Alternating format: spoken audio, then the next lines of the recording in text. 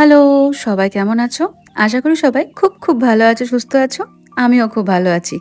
বঙ্গিন মাউন্টেনের আরও একটা নতুন ভ্লগে তোমাদেরকে অনেক ওয়েলকাম। তো চলো আজকে দিনের ভ্লগটা শুরু করা যাক। আজকে সোমবার, সকালে স্নান পুজো সমস্ত কিছু কমপ্লিট হয়ে গেছে। এখন রেডি করছি ব্রেকফাস্ট। আমি না বাড়ি আসার পর থেকে ব্রেকফাস্টে বেশিরভাগ দিন মুড়ি খাই। ওটা আমার কমফর্ট ফুড। তবে মাঝে সাঝে কখনো এরকম স্যান্ডউইচ বানাই। তো আজকে জলখাবারে স্যান্ডউইচ আছে, যেটা বিভিন্ন রকমের সবজি দিয়ে তার স্টাফটা বানানো হয়েছে। আর এই যে তার সঙ্গে একটা ডিম সেদ্ধ আর কলা। তো আজকে এটা দিয়ে ব্রেকফাস্ট সারবো। তারপরে আবার 1 ঘন্টা পরে একটু কিছু খাবো। তো এখন ওই সকাল 11:30টার মতো বাজে। এই সময়টাতে আমি একটু ছানা খাই। আমি যেহেতু দুধ খেতে পারি না, সেজন্য একটু ছানা কিংবা একটু পনির সেটা প্রত্যেকদিন খাওয়ারই চেষ্টা করি। এই সময়টা একটু দুধ খাওয়া ভালো, কিন্তু যখনই একটু দুধ খাওয়ার চেষ্টা করেছি তখনই দেখি সেটা ডাইজেস্ট হয় না। তো সেজন্য ওটা একটু অ্যাভয়েড করি। দাঁড়ান, কেউ ডাকছে।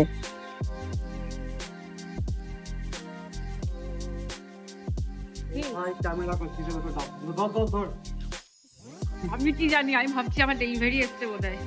দাঁড়া দাঁড়া দাঁড়া, আরেকটা রাখি।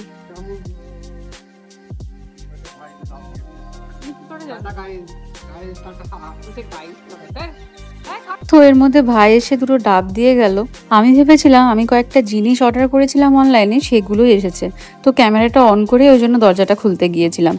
যাই হোক, ও চলে যাওয়ার পরে কিছুক্ষণ পরে আবার ডেলিভারি দাদা এসে এগুলো সমস্ত দিয়ে গেছে। তো সেগুলো এখন একটু জায়গা মতো গুছিয়ে দেবো।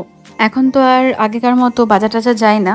আর সত্যি কথা বলতে এখানে বাজার যাওয়ার প্রয়োজনও হয় না। তাও যদি টুকটাক কোনো জিনিস প্রয়োজন পড়ে সেগুলো অনলাইনে অর্ডার করে দিই। তো আজকে ওই কিছু ফল আর তার সঙ্গে শুকনো কিছু খাবার অর্ডার করেছিলাম।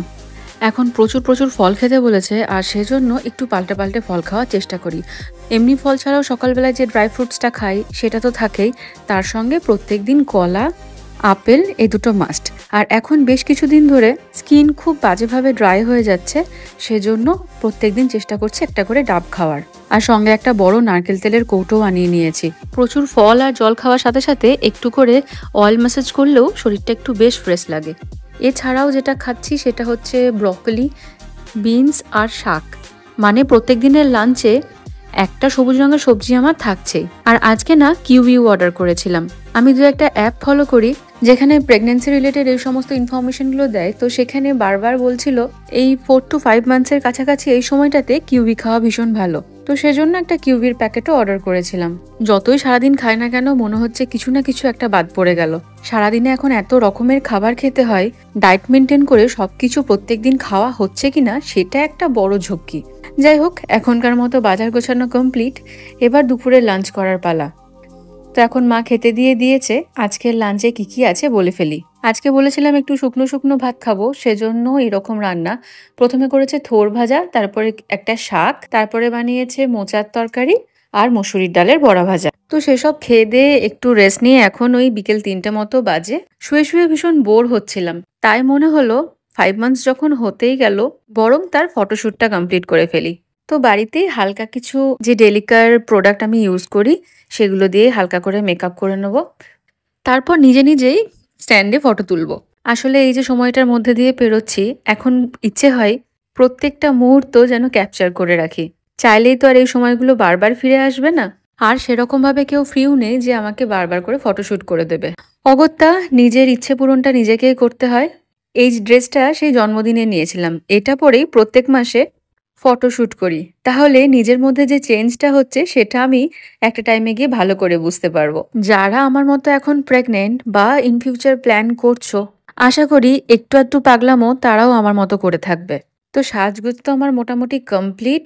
ড্রেসের ম্যাচ করে ডার্ক লিপস্টিক লাগিয়ে নিয়েছি আর কাজল। তো চলুন এরপর ফটোগুলো তুলে নিই। আমার প্রথমবার মা হওয়া, আর সেজন্য অভিজ্ঞতাও ভীষণ কম। সোশ্যাল মিডিয়া ফলো করে যে কতগুলো পোজ একটু আয়ত্ত করতে পেরেছি সেগুলোই ট্রাই করেছি। নাই বা হলাম প্রফেশনাল মডেল আর প্রফেশনাল ফটোগ্রাফার, তবু আমার এই আনন্দটুকু তো শুধু আমারই থেকে যাবে। তো যাই হোক, চলুন ফটোগুলো কিরকম তুলেছি একবার দেখিয়ে নিই।